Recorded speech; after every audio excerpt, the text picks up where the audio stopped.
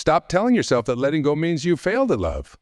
Stop wearing your pain like a badge of honor as if suffering somehow proves the depth of your feelings. The truth that nobody wants to admit is that most of us aren't holding on because of love. We're holding on because of ego. We're holding on because we've confused attachment with affection, dependency with devotion, and control with caring. We're holding on because we'd rather cling to the familiar pain of loss than face the unfamiliar challenge of transformation. Love itself is the greatest teacher we'll ever have. And sometimes its most profound lesson is learning to let go. Right now, in this very moment, thousands of hearts across the world are breaking. Some quietly, some loudly, but all of them breaking nonetheless. And perhaps yours is one of them. We often speak of finding love, pursuing love, holding on to love. But rarely do we discuss the sacred art of letting go of love. It's almost taboo, isn't it? As if by speaking about it, we're somehow failing at love itself. But here's a truth that might shake you to your core.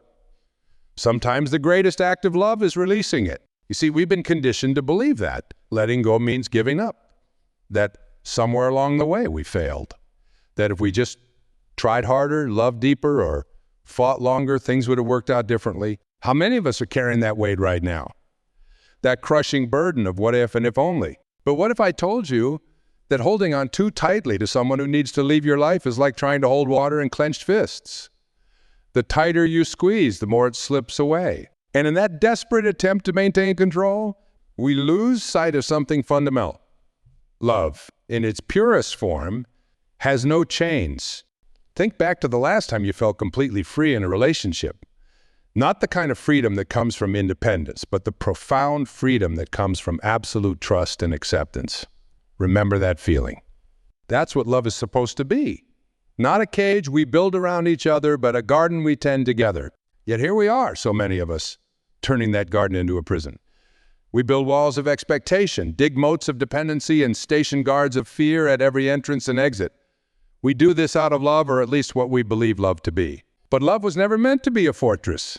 The pain you're feeling right now, that ache in your chest that feels like it might never end, it's real. It's valid, and it's also temporary. Not because your love wasn't real, but precisely because it was. Real love transforms us. It changes who we are at our very core. And sometimes that transformation means growing in different directions. Have you ever watched leaves fall in autumn? Each one follows its own path to the ground. Some spiral slowly, others drop straight down, and a few get caught in the wind and dance their way to their final resting place. None of these paths is wrong. None of these leaves has failed at being a leaf. They're simply following their natural course. Your relationship, whether it's ending, has ended, or needs to end, is like those leaves.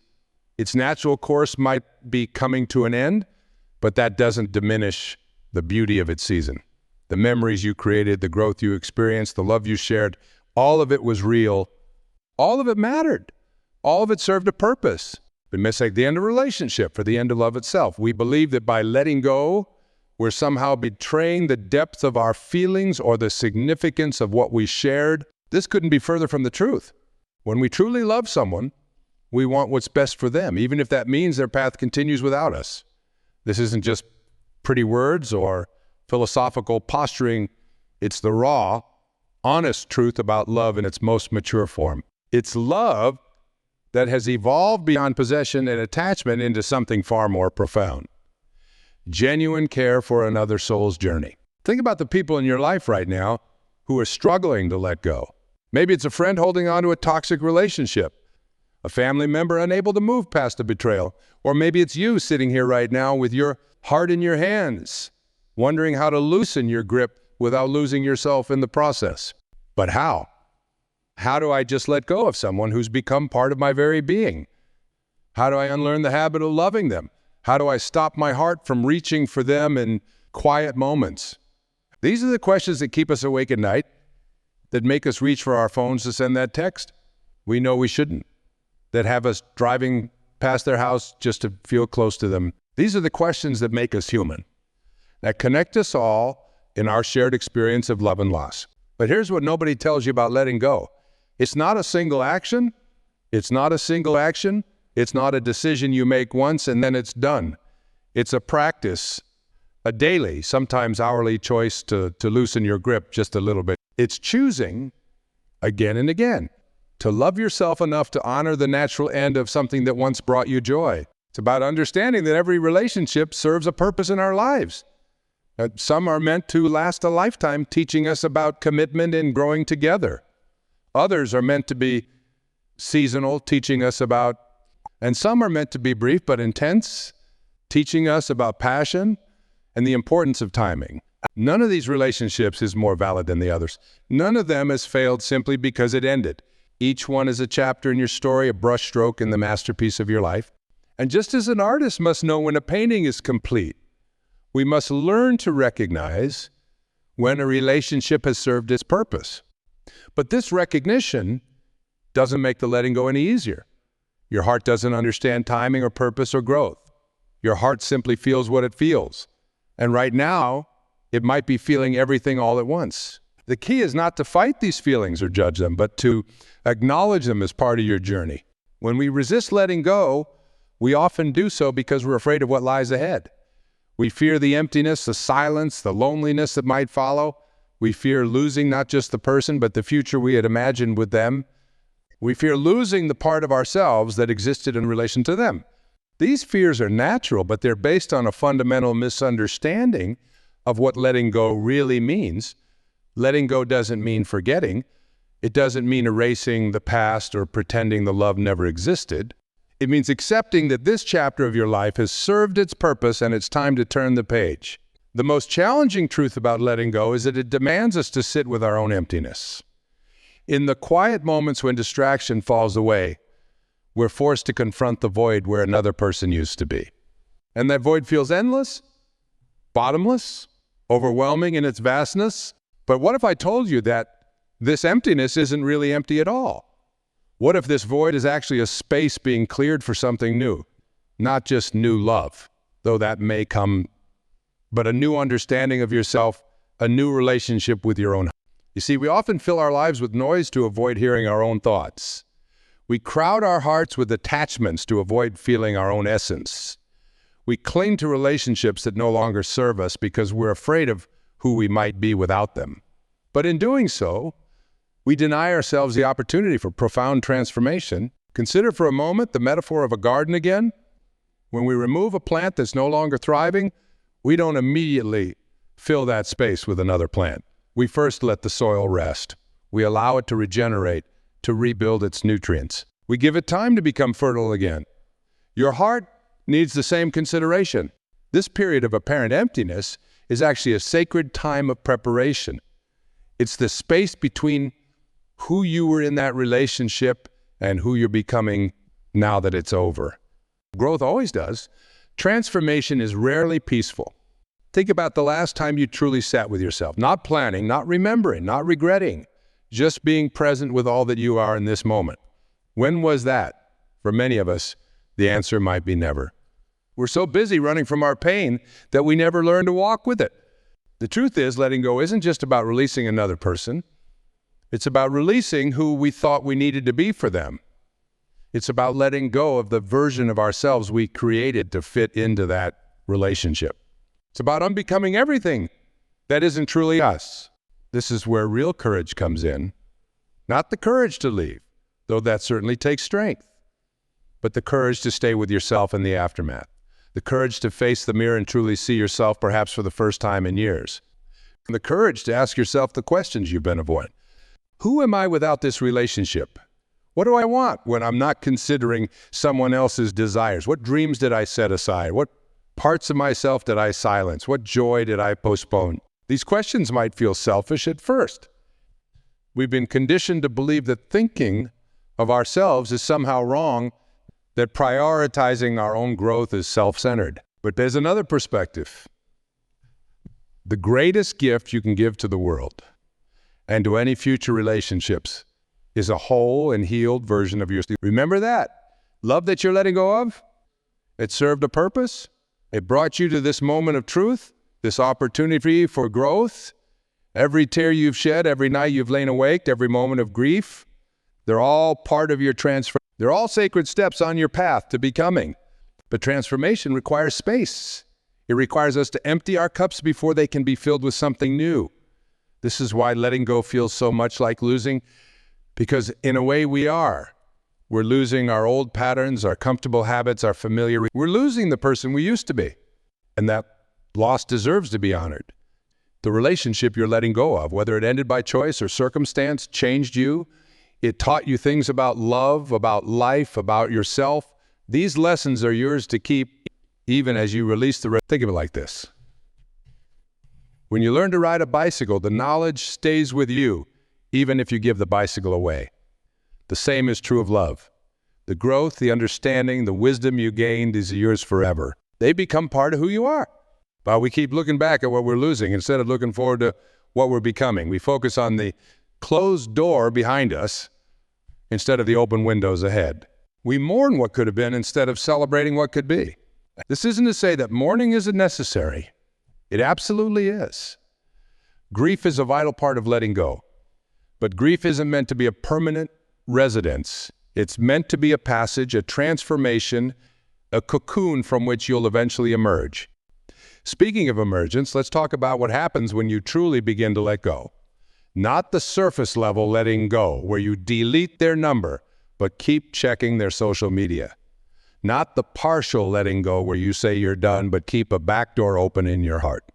I'm talking about the deep, soul-level release that comes when you finally understand that holding on is hurting you more than letting go ever could. This kind of letting go creates space for miracles.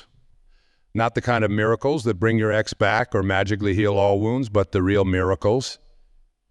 Self-discovery, inner peace, genuine joy that doesn't depend on another person's presence. You start to notice small changes at first. Maybe you go a whole hour without thinking about them, then a whole afternoon, then a whole day. You catch yourself laughing at something and realize you're not performing the laugh for anyone. It's just genuine joy bubbling up from within.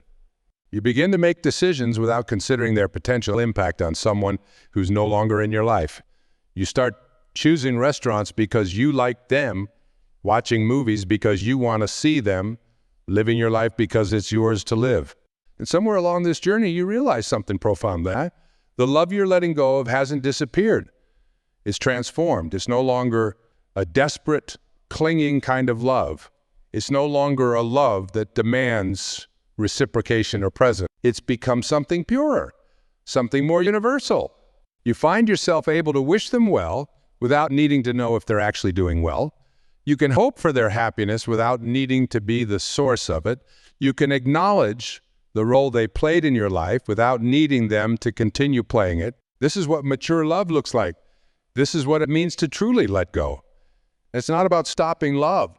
It's about allowing love to evolve into something that doesn't hurt anymore, something that doesn't demand or expect or need, something that simply appreciates what was and blesses what will be. One of the most profound truths about letting go is that it reveals our attachments to stories about who we are, about what love should look like, about how relationships are supposed to end. We carry these stories like sacred texts, referring to them constantly to make sense of our experiences. But what if these stories are actually limiting our ability to heal? Take a moment to examine the story you've been telling yourself about your relationship's end. Maybe it's a story of betrayal, of misunderstanding, of timing gone wrong. Maybe it's a story of not being enough or being too much. Maybe it's a story of failure, of loss, of mistakes made and words left unsaid. These stories become the lens through which we view not just our past, but our present and future as well. They color every new interaction, every potential connection, every moment of solitude. They become our identity, our excuse, our reason for staying. You are not your story. You are not what happened to you. You are not the sum of your relationships or their endings. You are the awareness watching it all unfold. You are the consciousness that can choose in any moment to tell a different story. This doesn't mean denying what happened or pretending it didn't hurt. It means recognizing that while the events of your past are unchangeable, the meaning you assign to them is entirely within your control. You can choose to see your relationships end not as a failure, but as a completion. Not as a loss, but as a graduation. Think about how many times in your life you've had to let go of something you loved. Maybe it was a childhood home, a dream job, a close friend who moved away. Each of these experiences taught you something about impermanence, about the natural flow of life. Yet somehow, when it comes to romantic love, we resist this natural flow with all our might. We've been conditioned to believe that true love means forever, that anything less is somehow a failure. But what if we've got it all wrong? What if the length of a relationship has nothing to do with its success? What if each relationship is exactly as long as it needs to be to teach us what we need to learn? This perspective shifts everything. Suddenly, the relationship you're struggling to let go of isn't a failed forever. It's a successful completion of its purpose. Every moment you shared, every lesson you learned, every way you grew, it all served its divine purpose perfectly. But knowing this intellectually isn't enough. Your heart needs to understand it too. And your heart speaks a different language, the language of feeling, of experience, of lived truth. This is why the process of letting go can't be rushed or rational. It must be felt fully and deeply until the wisdom emerges from within. Consider how many times you've tried to force yourself to let go. How many times you've declared, "I'm done," only to find yourself right back in the same emotional space days or weeks later. This happens because you can't think your way out of feelings. You have to feel your way through them. This is where most conventional advice about letting go falls short. It focuses on the external actions: delete their number, remove their pictures, avoid their favorite places. But true letting go happens on the inside, in the quiet spaces between your thoughts, in the tender moments when you're completely honest with yourself. What would happen if, instead of trying to force yourself to let go, you simply allowed yourself to be exactly where you are? What if you treated your healing process with the same patience you'd show a dear friend? What if you spoke to your heart with the same kindness you'd offer a child learning to walk? This gentle approach might seem counterintuitive, especially if you're someone who prides yourself on being strong, on getting things done, on moving forward no matter what. But true strength isn't about forcing change. It's about allowing transformation. Think of a butterfly emerging from its chrysalis. If you try to help it by breaking open the cocoon, you'll actually prevent it from developing the strength it needs to fly. The struggle is as essential to its transformation. Your emotional struggle serves the same purpose. It's building your strength, developing your wisdom, preparing you for flight. We mistake the pain of growth for the pain of loss.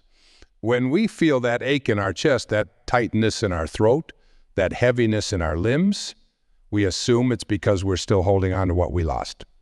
But often, it's because we're in the process of becoming something new. This becoming is not comfortable. It's not meant to be. You're literally rearranging your emotional DNA, rewiring your heart's circuitry, learning to exist in the world in a completely new way. Of course it hurts. Of course it's challenging. Of course it takes time. But with each passing day, with each breath you take, with each moment you choose to stay present with yourself, you're building something new. You're not just healing from what was, you're creating what will be. You're not just letting go of someone else. You're embracing yourself more fully. This is where the magic begins to happen. In the space created by letting go, new possibilities start to emerge. Not just possibilities for new relationships, but possibilities for new ways of being, new ways of experiencing life, new ways of expressing love. You start to notice beauty in places you never looked before. You find joy in moments you used to overlook. You discover strength you never knew you had. And most importantly, you begin to trust yourself again. Trust your instincts, trust your feelings, trust your ability to love and be loved. This trust is not built on naivety or wishful thinking. It's built on the wisdom gained from experiencing loss and surviving it. It's built on the understanding that you can love deeply, lose completely, and still remain whole. It's built on the knowledge that your capacity for love is not diminished by letting go. It's actually enhanced by it. Because here's the truth about letting go that nobody tells you. It's not really about ending something. It's about beginning something new. It's about creating space in your life for experiences that align more closely with who you're becoming. It's about honoring your growth enough to release anything that no longer fits who you are. Remember those moments when you first fell in love? How everything seemed possible. How the world seemed brighter, more alive, more full of potential. That feeling didn't come from the other person, it came from you. It came from your openness to possibility, your willingness to be vulnerable, your courage to let someone matter. Those qualities haven't disappeared just because the relationship has ended. They're still there, waiting to be redirected, not necessarily toward another person, at least not yet, but toward yourself, toward your dreams, toward the life you want to create. The journey of letting go brings us face to face with one of life's most profound paradoxes. The more deeply we love ourselves, the easier it becomes to release our grip on others. This isn't the self-love of social media posts and bubble baths, though those have their place. This is the deep soul-level self-love that comes from truly knowing and accepting yourself. When you begin to develop this kind of relationship with yourself, something miraculous happens. The desperate need to hold on to others starts to dissolve. The fear of being alone begins to fade. The anxiety about the future loses its grip because you finally understand that you are enough. Not in a surface-level affirmation card way, but in a deep, unshakable way. Think about the qualities you love most in the person you're letting go of. Their kindness, their strength, their ability to make you laugh, their wisdom, their passion. Now consider this.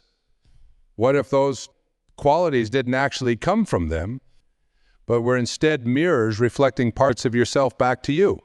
This is one of the greatest gifts of deep relationships. They show us who we are capable of being. They reveal our capacity for love, for joy, for growth. And when these relationships end, we often feel like we've lost access to these, but they were never outside of us. They were always within. The person you're letting go of didn't give you ability to love deeply. They gave you the opportunity to discover that you already could. They didn't make you strong. They created circumstances that allowed you to discover your own strength. They didn't complete you. They helped you uncover parts of yourself you hadn't yet recognized. Understanding this truth changes everything. Suddenly, letting go doesn't mean losing all those beautiful qualities you experienced in the relationship. It means taking full ownership of them. It means recognizing that your capacity for love, joy, and growth belongs to you. It always has. We become so accustomed to experiencing these qualities in relation to another person that we don't know how to access them on our own. We've forgotten how to be kind to ourselves, how to make ourselves laugh, how to be our own source of wisdom and strength. This is why the process of letting go must include a process of reclamation. You're not just releasing someone else. You're reclaiming yourself. You're taking back all the pieces of your heart that you've scattered across the landscape of your relationship. You're gathering up all your dreams, your desires, your potential, and bringing them home to yourself. Consider for a moment what it would mean to love yourself with the same intensity, the same dedication, the same patience you offered to someone else. What would change if you turned that profound capacity for love inward? What would heal if you treated your own heart with the same tenderness you showed theirs? This isn't about becoming selfish or closed off. It's about becoming whole. It's about understanding that the love you're capable of giving to others must first flow freely within yourself. It's about recognizing that the relationship you have with yourself is the foundation for every other relationship in your life. When you begin to shift your focus from what you're losing to what you're reclaiming, the entire energy of letting go transforms. It's no longer just about release. It's about return. Return to yourself. Return to your essence. Return to your truth. This return journey isn't always comfortable. You'll encounter parts of yourself you've been avoiding. You'll face truths you've been denying. You'll feel feelings you've been suppressing. But each step of this journey brings you closer to authentic wholeness. Think about how much energy you've spent trying to be what someone else needed. How much of yourself you've edited, filtered, or suppressed to maintain a relationship. How many of your own needs you've ignored or minimized to keep the peace. Now imagine redirecting all that energy toward your own growth, your own healing, your own becoming. This is where true freedom begins.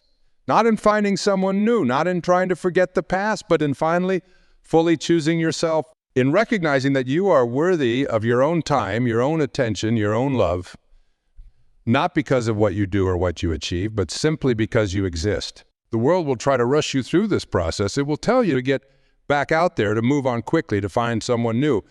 But there is profound wisdom in taking time to be with yourself. and learning who you are when you're not trying to be what someone else needs. In discovering what you want when you're not compromising to maintain a relationship. This time alone is an empty space to be filled. It's fertile ground where your next level of growth is taking root.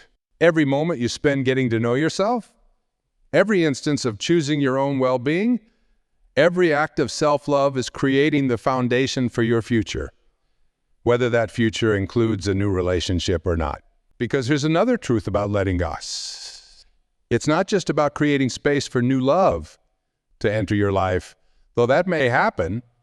It's about creating space for you to become who you truly are. It's about making room for your authentic self to emerge, free from the constraints of others' expectations or needs. This emergence requires courage. The courage to face yourself honestly, the courage to feel your feelings fully, the courage to live your truth openly. But most of all, it requires the courage to believe that you are worth the effort, that your healing matters, that your growth is important, that your happiness counts. As you continue this journey of letting go and reclaiming yourself, remember that every step forward is progress, even if it doesn't feel like it in the moment. Every tear you shed is washing away old pain. Every moment of loneliness is an opportunity to deepen your relationship with yourself. Every pang of grief is making space for new joy. You're not just healing a broken heart. You're forging a stronger one. You're not just moving on from a relationship. You're moving into a new version of yourself. You're not just letting go of someone else. You're embracing who you truly are. This is a deeper purpose of letting go. It's not about loss at all. It's about liberation. Liberation from outdated versions of yourself. Liberation from relationships that no longer serve your highest good. Liberation from patterns that keep you small.